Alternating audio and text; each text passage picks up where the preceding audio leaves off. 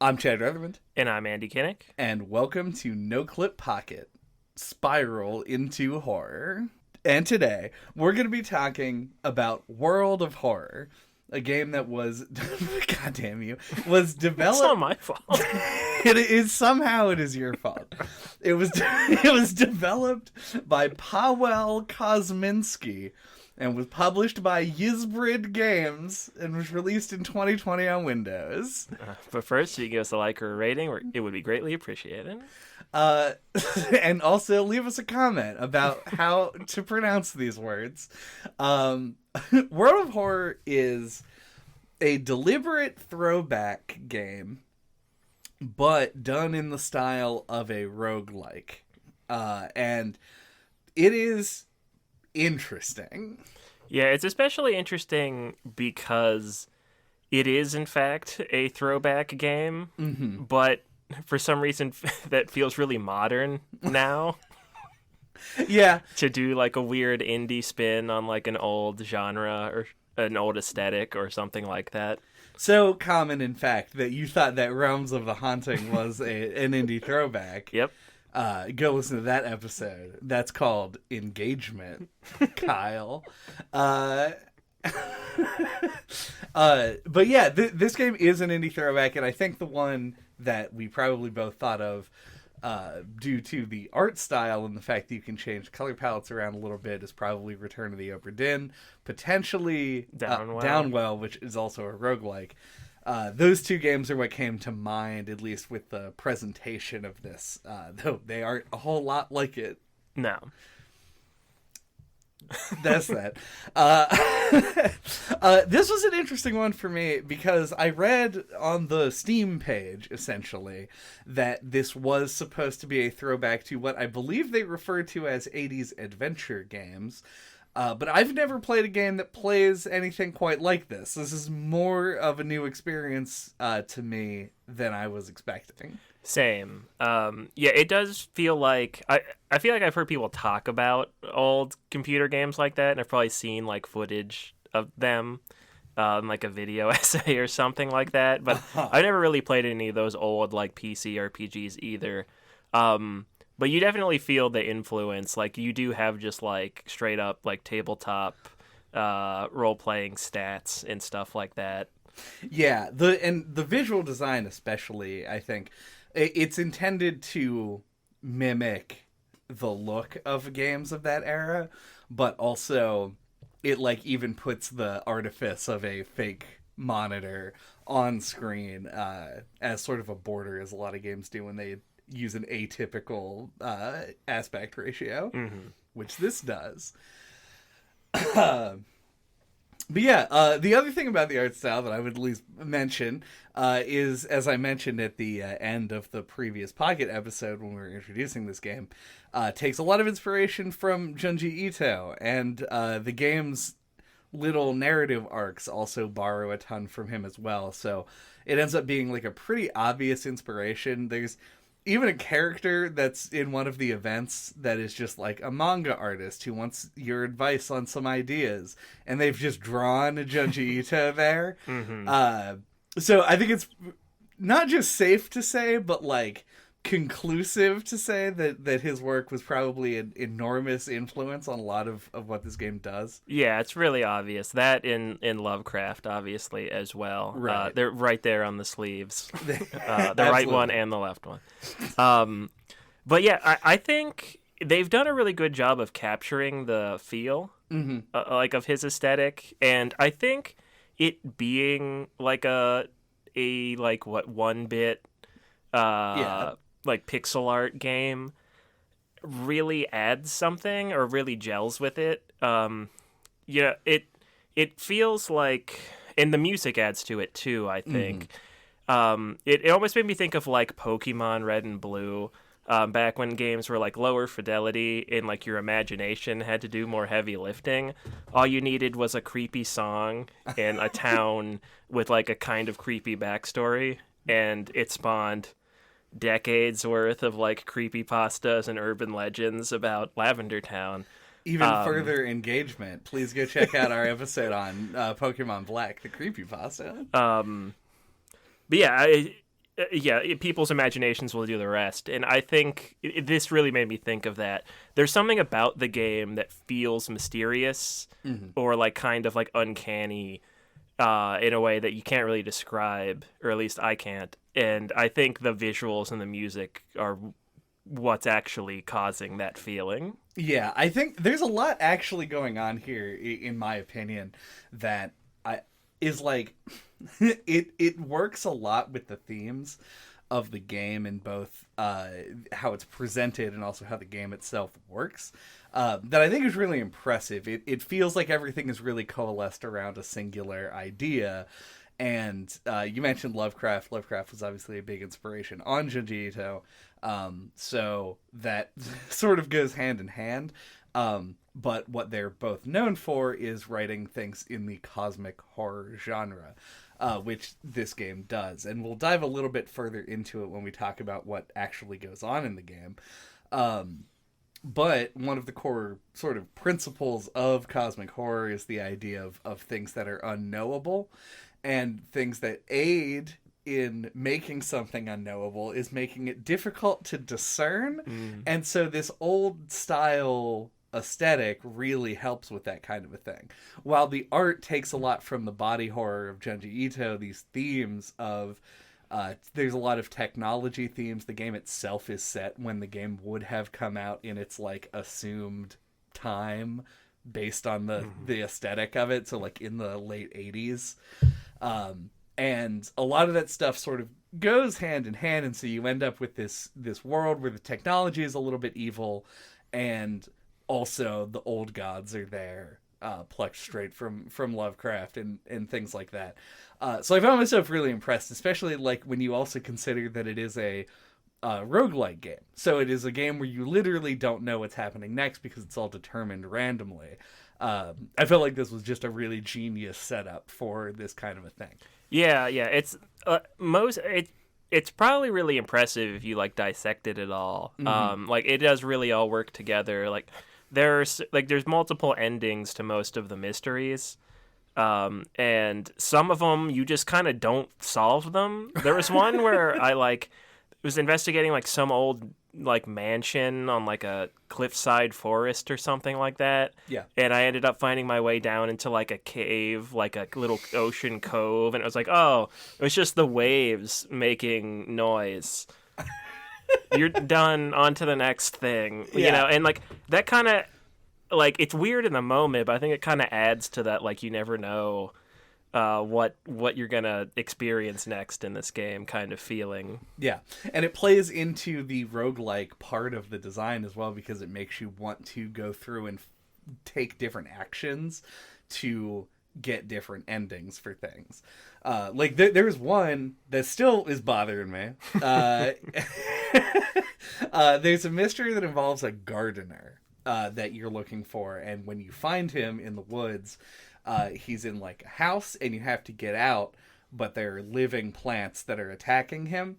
And so you have these options in the combat system, which we'll talk about more in a bit. But I tried it in two different ways. One was their A ending, one that's supposed to be like the real deal shit. And I thought that it accomplished its goal reasonably well in telling a short story. But then there are like three other endings.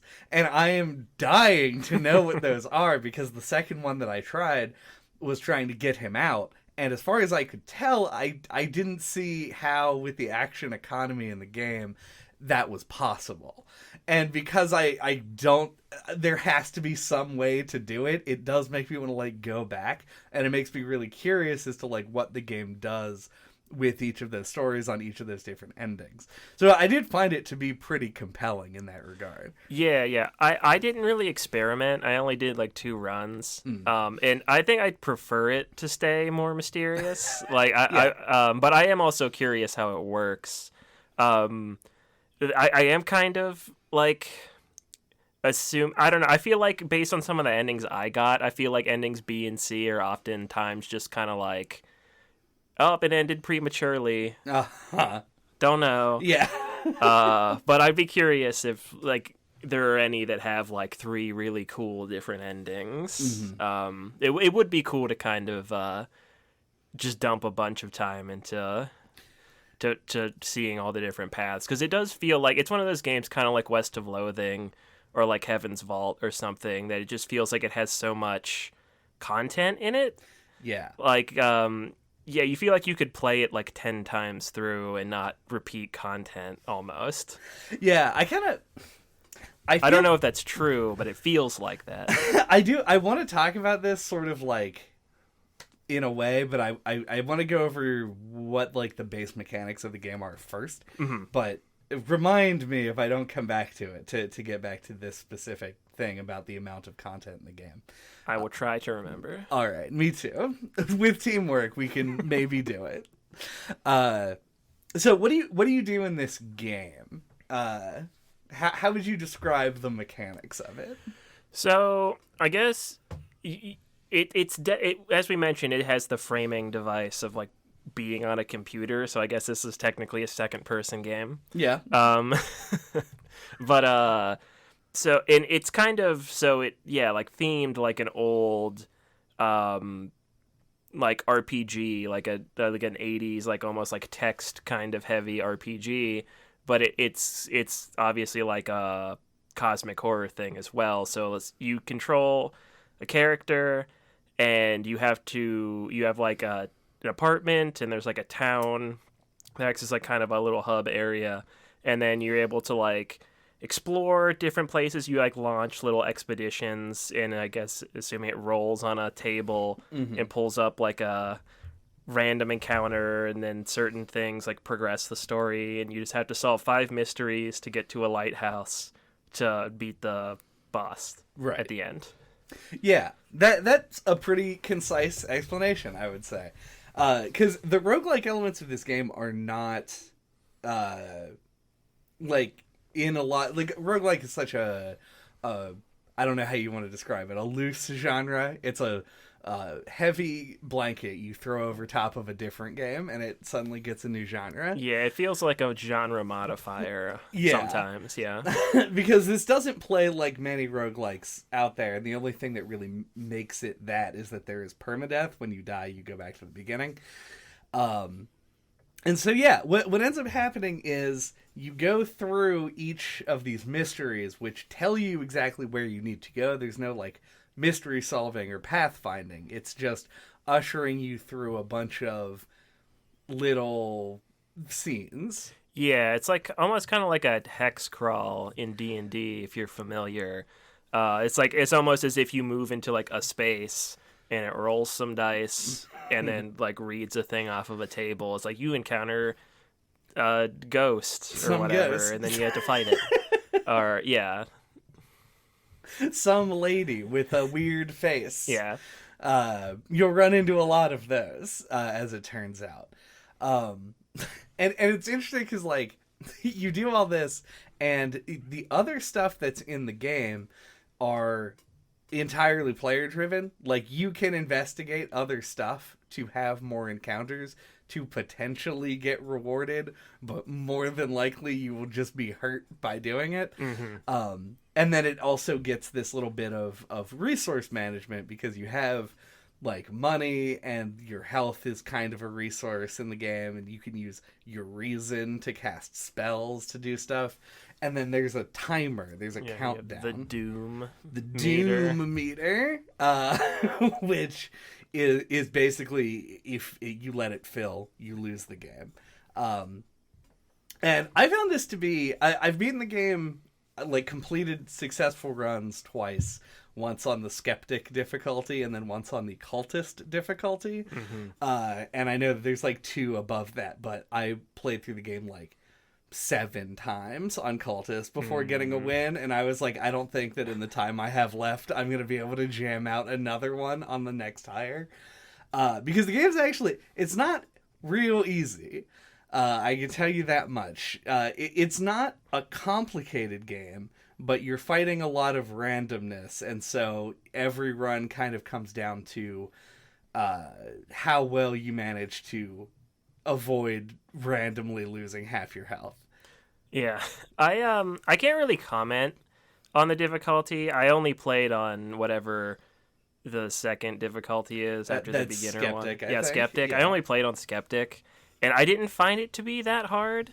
I found it more that it felt like stressful, which I don't mind. I actually kind of think that might even be better in the long run, to make it feel like you're always in danger, but you're usually able to pull through, like a player psychology kind of thing.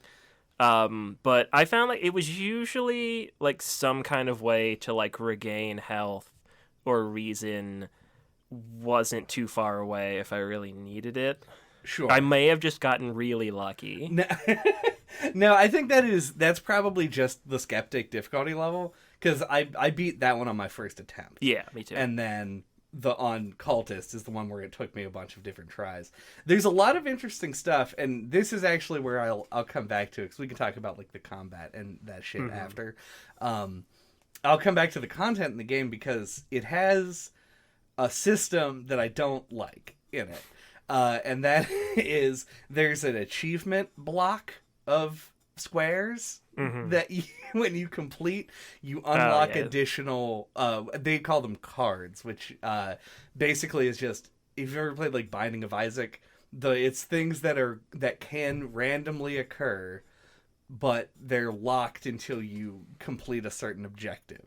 Then after that, you're allowed to, whenever you go in, it can roll those into your world. So that's additional encounters, mysteries, backgrounds, and there's another thing that I forget what it is. Yeah. And so you have 4 characters who all have different starting stats, and then they each can have a background. And you start with the World of Horror background, which is basically no modifier. And then the first one that you get is one that makes it so that every time you take damage, you have a chance of like suffering an injury. And the recompense for that is you get 20 experience points at the beginning of the game. And then that's it. You just have to win, and I did, finally, after getting one of the luckiest rolls I think I'll ever get in the game. I got the smoker character with that, and in the first mystery, I found a portal into the past where I found a katana, and I just pumped dex, and the katana carried me through all combat encounters, and I was in no danger of dying ever. And that's how I finally beat it. And then when you beat a mode with that background, then you unlock another background. And it's like, I feel like I was already at the point where I was repeating tons of events, and it was getting stale well before I unlocked like one extra thing. Yeah. Like that stuff needs to come way faster to keep the intrigue going. And I think that's probably the biggest issue with this game from a like long-term playability standpoint. Which I don't know, I kind of bums me out because it's a cool game. Yeah, no, that makes sense. And I know, isn't there like a custom option? Yeah, and that allows you to turn on and off the things that you've unlocked. Yeah, so I feel like, if the game wants to like have longevity, it probably would benefit from having like a modding scene or like supporting the game like long term to like add new stuff. And it sure does, actually. Oh, well, there you go. Yeah, you can go into the Steam Workshop and download stuff. But my usual philosophy with a game that we do for the podcast is that I'm not going to immediately start pulling user-generated stuff into the experience. It's something that I may try in the future, and I wish that I had time to, but I wanted to complete like more of the game before I got to it. But yeah, they do seem to want people to make content and to make their own modules for it. So it's something that I would look into, but I don't know how much variance it's adding. So I guess your mileage may vary on that. Who knows? So on my first playthrough of the Skeptic difficulty, I remember like the first mystery or the second one. I went to the town for the first time. And it was like, my objective was like, go investigate the places with the circle on it. So I didn't really explore the town that much and did not realize you could buy weapons and recruit party members. Yeah. And I found that like that almost made the game easier when I had like stuff? when not buying anything or recruiting anybody, because I feel like the drain on the resources is what I found to be what made the game harder. And if you don't spend Doom or whatever, it makes the game actually easier to just punch stuff to death by yourself. That's probably at least reasonably true. Yeah, so I'm sure that's not true on higher difficulties, but it did seem like interesting once I learned that, and it actually kind of seemed like I definitely had like a higher Doom percentage, whereas like on my first playthrough, I think I finished it at like 60% and was like never really worried about it filling up. Yeah. I mean, they give you the option when you go to climb the lighthouse to like take a rest, which adds Doom percentage in order to regain health and your stamina and reason. Mm-hmm. And so I usually would end with like 80-ish% because I would just like go to my max health before I go in. If you didn't do that, I could see going pretty low. I probably could have finished with Katana Man after at 50 or 55, but because I was emboldened by the katana, I was definitely running around doing shit that I normally wouldn't have. But I do want to point out that is the buying weapons and other shit at the shop, which is run by a dog. It's not really very frightening. Yeah, it's just like a Shiba Inu dog. It does feel kind of 80s, though. A little bit, yeah. It's like the one just a joke in the game. And you can also get the dog as a party member if you have a certain encounter and pass a luck check. But regardless, there's a ton of mechanics in this game that are just plainly displayed on the screen that are difficult to notice because of the amount of like headache-inducing text all over the screen at all times. Yeah, that's my first note is the confusing UI. Yeah. And like how intentional it is was my question. I'm not sure because part of it does make it kind of feel like more authentic to like the presentation they're going for. Mm-hmm. And like stuff like would flash that you needed to click on, so it was never like too hard to find, especially once you like got into the game. But at first, yeah, it was like you're like looking at reading all this text and you're like, oh, okay, the button's over here. So yeah, I just wonder how much of that is them trying to go for the throwback thing, and how much of it's just bad UI design. I think it's probably definitely a mix of both. Yeah. I think there are elements of it that are definitely intentional throwbacks. Like the fact that the majority of the screen real estate is taken up by an image that you can't interact with in any way. You got the big menu on the side. Yeah. So the big menu on the side is like where all the action's at. And I mean, it feels kind of like in like Baldur's Gate, right? Like there's a lot that you're doing. You're always pausing. Yeah, like just in a little menu. Yeah.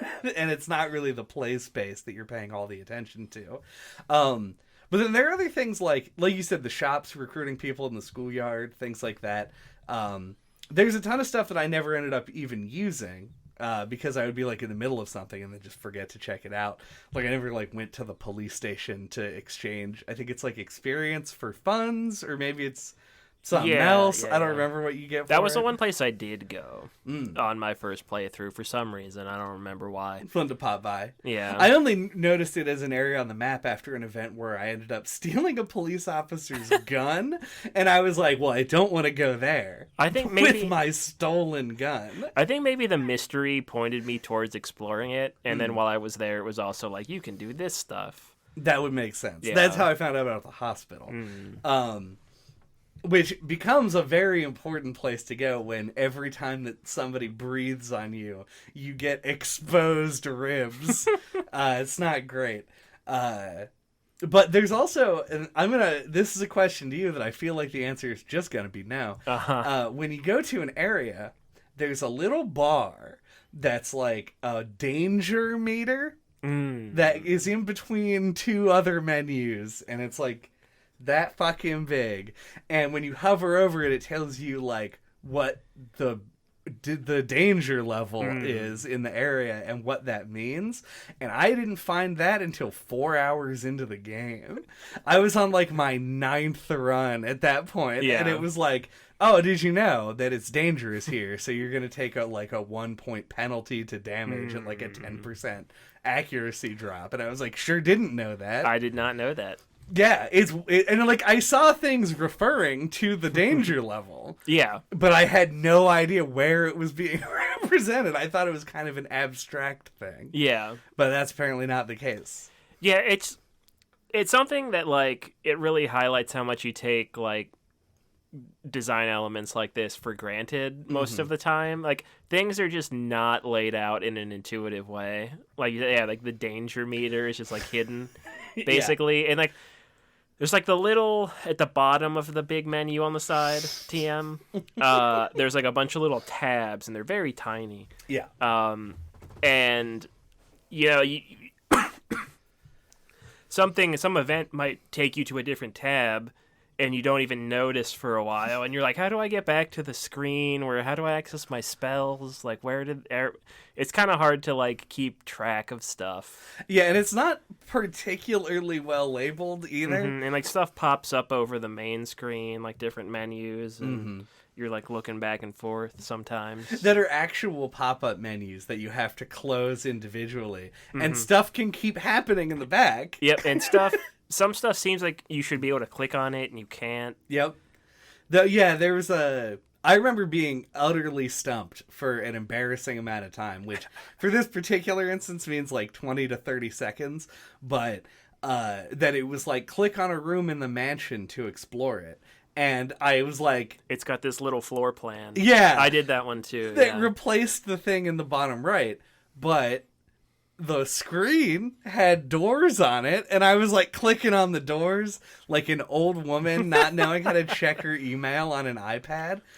I intuited what to do there, but did question it and did not click on the little menu right away. And I was also trying to click on the screen, the main screen of the game. Yeah, on the actual game space. Yeah. I don't know what you call it.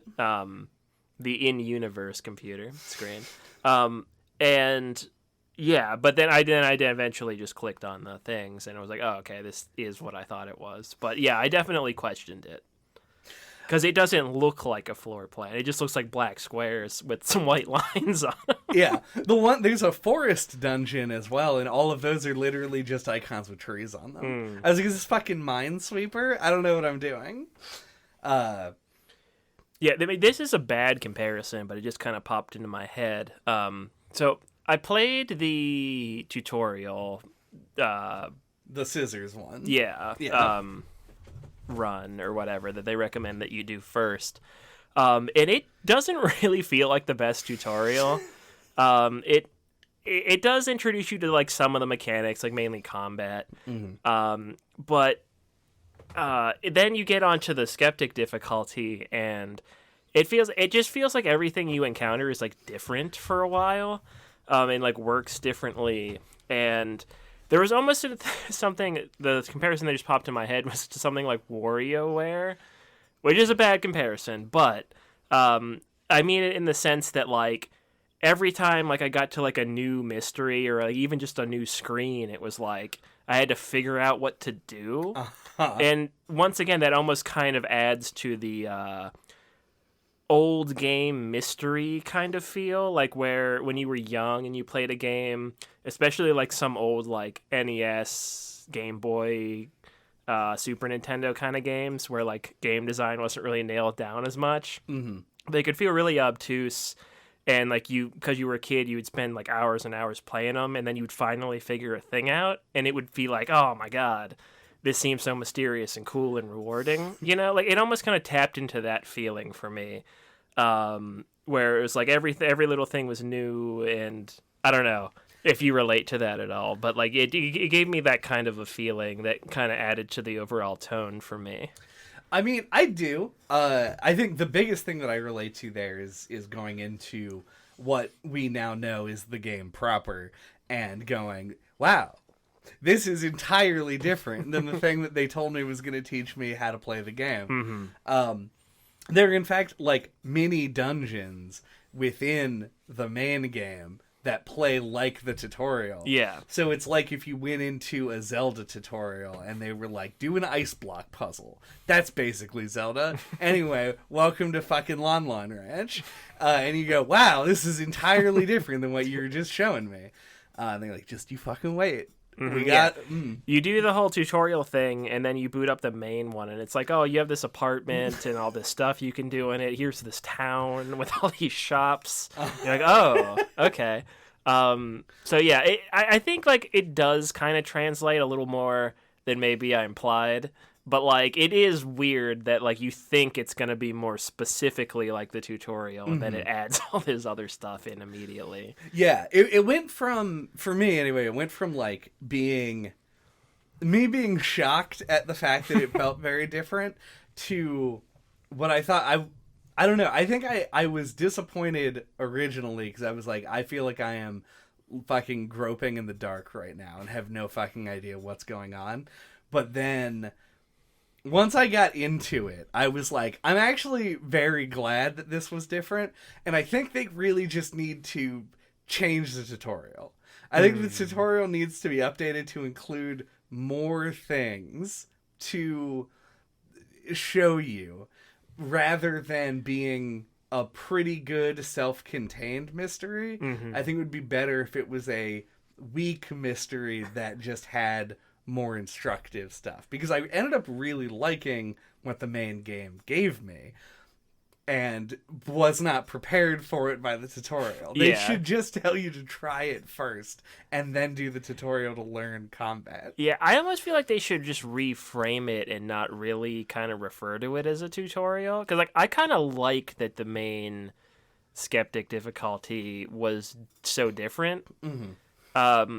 I don't know. It's kind of like it's a tough question, I think, because I relate to what you said too, but I almost kind of wouldn't want an in-depth tutorial. I'd rather it be like more, I don't know, like sprung on me. A little more mysterious. A little, yeah. A little more rascally. Yeah.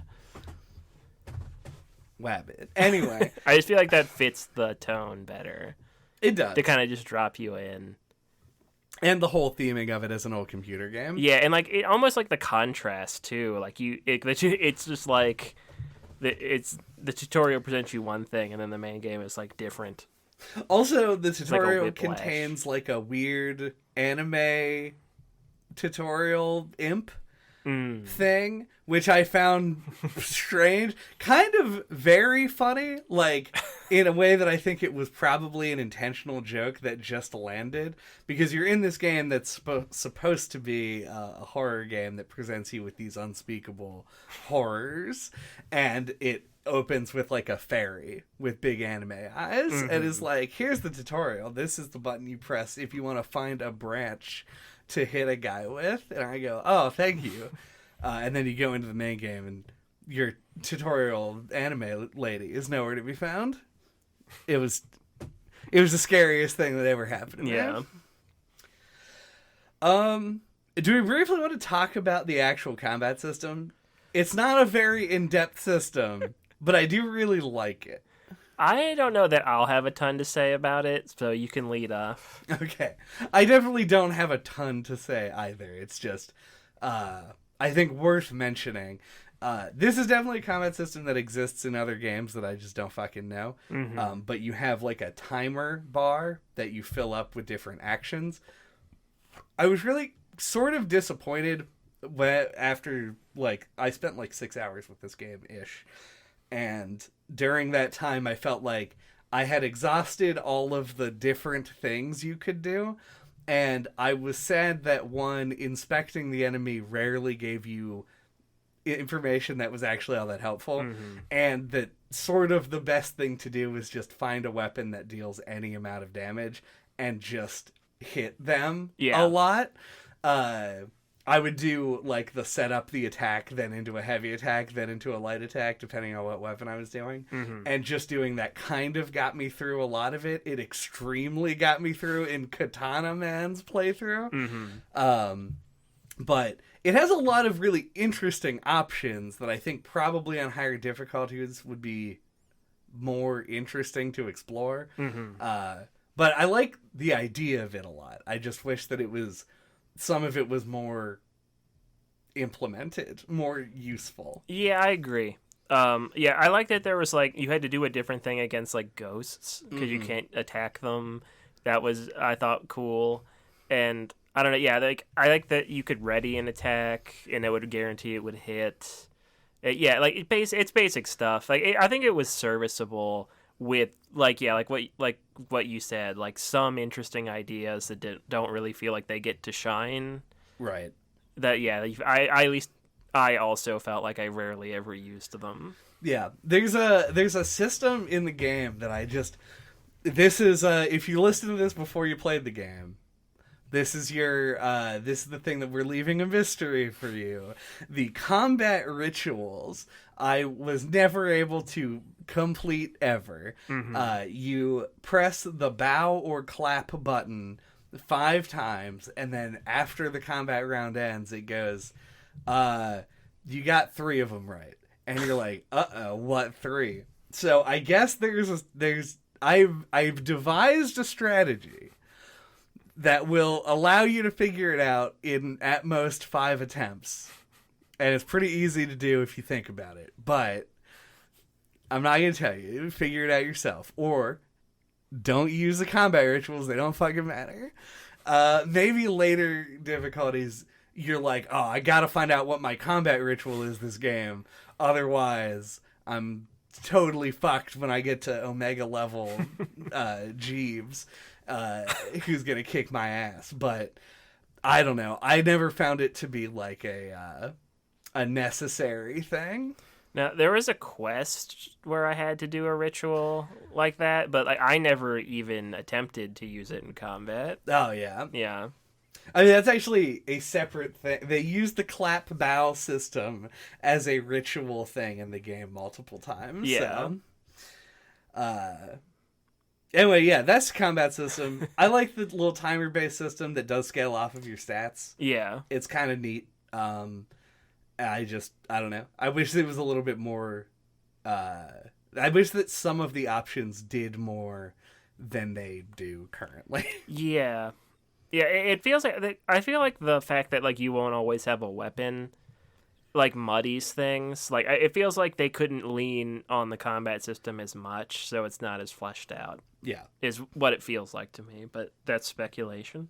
So I feel like I don't know if it's just that it's like a modern indie title, and if it's the computer framing device, but this game really feels like it's the kind of game that would have like some kind of like Inscription style meta layer to it.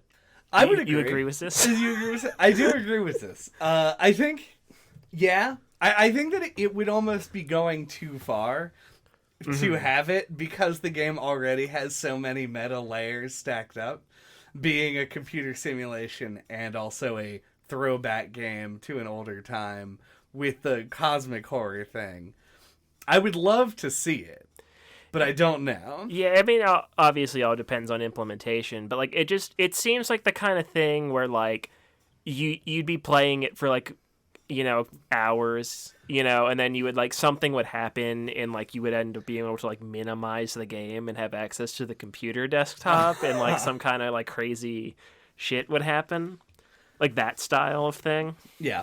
It's just something I thought about. It's not necessarily something like I really wanted out of the game, but I just thought about it. Because I guess, I don't know. Because we just played Inscription, basically. Yeah. Indie games have set this expectation. Get on it, Kosminski. But and another thing I just wanted to say is I feel like if you're the type of person that likes to play games with other people, this would be a really great option.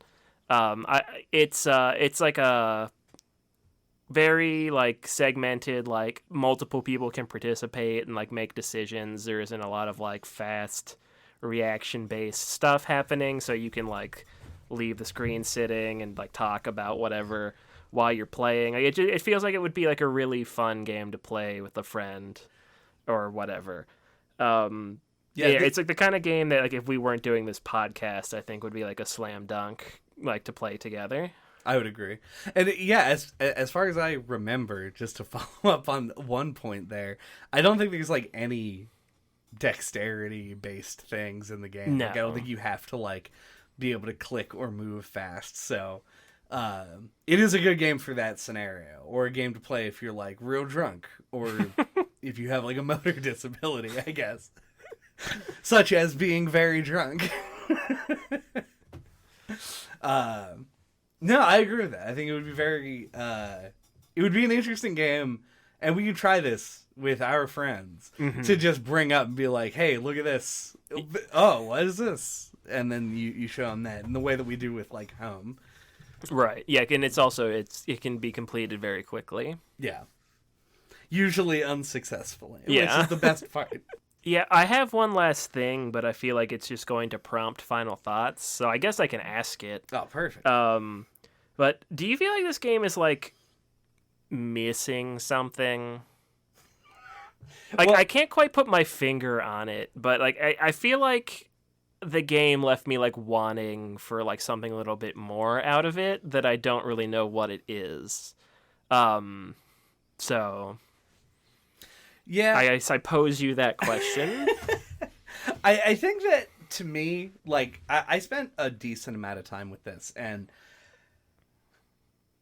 you're right. This does pose some sort of final thoughtsy kind of questions. Yeah. I think the big thing that I've mentioned already is I wish that the content would unlock a little bit faster. And by a little bit faster, I mean, like, so much faster. Like, an insane amount faster. Because especially if you want to lean on community-created content by making your game really modular and being able to turn stuff on and off, like you're playing, like, fucking Munchkin or whatever, and you can, like, swap expansions out. Mm-hmm. I feel like you really want to get people to that point as quickly as possible. Treat the main game as a tutorial, and then have all of the extra downloadable stuff be sort of, like, where the magic... amount of, like, I don't know what's going on here, like, craziness can happen, because there's a lot of stuff in here that's really cool, that just, like, you just get through it all, and then you go, when's the next thing? It's like, well, probably like 2 or 3 more hours depending on your die rolls. So I don't know, I kind of agree. I think that in the end I wanted this game to be something more than it is, but it might fucking be, and I just didn't spend enough time with it to actually get it out of it. But I got bored first, and that kind of sucks as a thing. But yeah, I think I see where you're coming from, and do not know the solution beyond that. Yeah. As I can't quite put my finger on it. Like, it feels like it has so much content, but you do kind of run out of steam on it pretty quick. After just like a handful of hours, at least that was my experience. And it's hard to really say what it is about it, because it is very cool and likable. Well, because we're definitely already there. Do we have old god thoughts? My old god thoughts. This game is really cool. The end. Now, I think this game is cool. What are we talking about next time? Yeah, I think its biggest success is its selling point, is its aesthetic. Mm-hmm. It captures that Junji Ito art style really well, and I think the pixel art and then also the music, which totally slaps. Really like add something extra to it, and as I said in earlier on, it kind of brings back this like nostalgic, like when games were a little bit less homogenous, more mysterious, like when if you're around our age, like when you were younger, but and they were also like that if you were an adult back then too. So, um, but yeah. So it kind of captures like a nostalgic thing for me, and I think it does add to like the horror of it. And I could kind of similarly to like when we played like Iron Lung and David was it Shemansky's That's it, yeah. different games. Like you can have a horror game that's like low fidelity, and I think like you can't underestimate that like power of imagination and like the I feel like it's an old adage, but one that's worth repeating. It's like what you don't see and like what's implied that can be really like unnerving. And I think this game capitalizes on that. And yeah, like I don't know how much it gains from that framing device, but I mean, it's kind of cool. It's like a fun little theme, like all the little different like old school RPG, like like little computer windows and things, and your little stat sheets and all that. So I guess it does add a little something, like a feeling of like playing an RPG. I like all the narrative content a lot, and I like that it's like randomized and at least on paper, according to you, I guess it runs out kind of quick when you start repeating stuff, which is unfortunate. But yeah, I feel like maybe it's like the combat that lets it down, or like there aren't as many meaningful ways to like interact with the narratives after a little while, and I think maybe that's why it runs out of steam. Um, but yeah, I really like this game on paper, and it's really worth playing, even if you only get a couple hours of entertainment out of it. It's really unique, and um, yeah, like I might have to check out the user generated content to see how much it adds to the game, and it probably definitely will show this to some friends. Yeah. So I guess that's my unknowable old god thoughts. Yeah. I think most of that, I would say, mirrors my opinion on it. I think this is a game that does not really hold on to its horror in a way that I would have liked for it to. It has a good recipe for it because there's a lot of mystery to it and a lot of things that you don't necessarily expect to happen that can keep the player tense and on edge, but repetition is going to drain that feeling out of things pretty quickly, and I was kind of sad to see that at the point that I stopped playing, which was about 5 or 6 hours. It hit that point. Like I was repeating the mysteries that I was playing through. I was repeating the events that happened, which is more understandable because you hit a ton of them. But getting the additional endings was compelling to an extent, but never to the point where I was like all on board to start a new, adventure just to go in and find that. It was always, am I going to be able to beat the game to unlock the next chunk of content that I actually want to play? And it just goes a little bit too slow for me, at least in the base game thing. For 2 hours, I think this game is fantastic. I think that if you get this game and it's within like a comfortable price point for you, to just spend 2 hours on it, just get your first completion, this is 100% worth it. I think it's really cool. Like you mentioned, the presentation is sick. The music is great. There's only 3 songs, but they get in that like spot where they're in your head, and it just kind of goes on and on and on, and it drives you to the brink of madness in like a positive way. And everything else surrounding it is such a good idea and such a cool thing that I would be hesitant to tell anybody that I don't recommend it. It's something I'm really happy to play, but I wouldn't tell everyone to run out and get it if you aren't the kind of person who wants to just sit down for a little bit and play a game. I would recommend Iron Lung to you if you wanted to sit down for a few hours and play a game, and then maybe this. So, yeah, I'm happy with it. I think it's great. I just think that it runs out of steam a little bit too fast for what it's set up to be. And that is... 1000 out of 10. Perfect game. In the stars. Beyond. Thank you for listening to NOCLIP Pocket this week. What are we talking about next time? Next time, we're talking about new Pokemon Snap. I totally remembered that that's what we're doing. We promised this game a month ago, and then we were like, oops, October happened faster than we thought it would. Yeah. So now we're here, and our journey is coming to a conclusion. Talking about all those photography games? All Snap games. If you know of a Snap game, let us know, because we'll cover it as well. If you make a Snap game that's like a pen and paper RPG somehow, we'll play it and talk about it. Yeah. So get out there, creative people. Yep. Until that time, you can get a hold of us. All of our contact information is on our website at noclippodcast.com or on splattershot.pro. There you can find links to our Twitter account, our Discord. You can listen to all of our previous episodes. We just did an entire delicious month on horror games. Even more games than usual because we had the fucking hubris to talk about 4 games in one episode. And you can find all of those both on the website and on our YouTube channel in a convenient playlist form.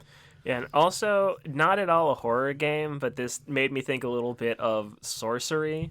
Oh, yeah. Steve Jackson's Sorcery, or whatever his name is. That's correct, yeah. Yeah. And I mentioned Munchkin earlier, and he also designed that. Well, so there you go. This has definitely got Steve Jackson's fucking It's got fingerprints on that it. tabletop energy. Yeah. Yeah, that's a good one to call out, I think. Fuck. Click through all the tabs and minimize all the windows and click on all the screens to find the subscribe button. Use 2 reason to cast a spell that will increase your like button count by 1.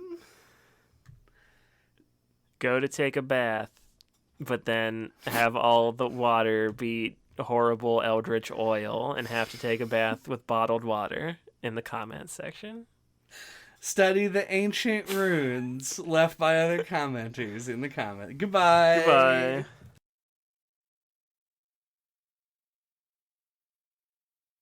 It's imperative. It's imperative. It's in pair of pants. It's in pair of pants. All right. Hello. It's me.